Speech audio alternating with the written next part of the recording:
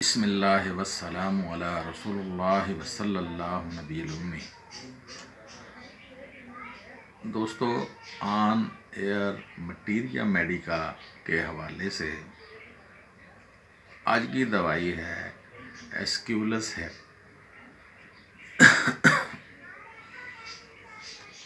एस्क्यूलस hip पुरानी कब्ज़ की दवाई, लेकिन एस्क्यूलस हिप की मशहूरी जो तमाम डॉक्टर हजरात जिस पे मुत्तफिक हैं, ये बादी बवासीर की दवाई है। बवासीर और जिसमें वरीदें नीली नज़र आती हैं, वरीदों में खून का भराव, इसकी वजह से वो नीली नज़र आती हैं। मकद की दर्द, रेक्टम एनस की दर्द, कमर का दर्द होता है। इसमें कमर का ऐसा दर्द जो बैठकर खड़ा होने पर होता है, और औरतों में ख़ास तौर पर हमल के दिनों का दर्द। आमतौर पर सर्दी से कमी होती है मर्ज़ों में,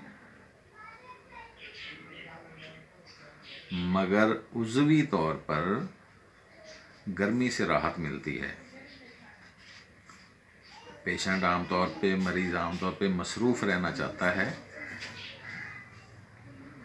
औरतों में लकोरिया और मकद में ऐसा दर्द होता है जैसे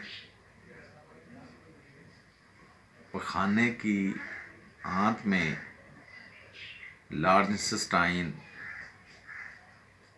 रेक्टम में लकड़ी के टुकड़े भर दिए गए हों और कांच निकलती है। आमतौर पर बवासीर में तमाम डॉक्टर इसको यूज़ करते हैं, और इसका आमतौर पे तरीक़ाकार ये होता है कि थूजा 1 m 10 m cm की एक खुराक देकर इसको लंबे टाइम इस्तेमाल किया जाता है।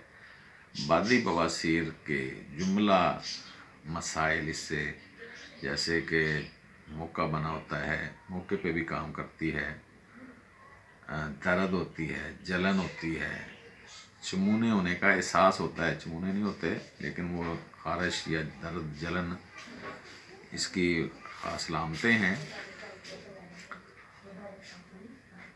बवासीर की और भी बहुत सारी दवाइयाँ हैं, लेकिन वो अपने सिम्टम पे, इसका सिम्टम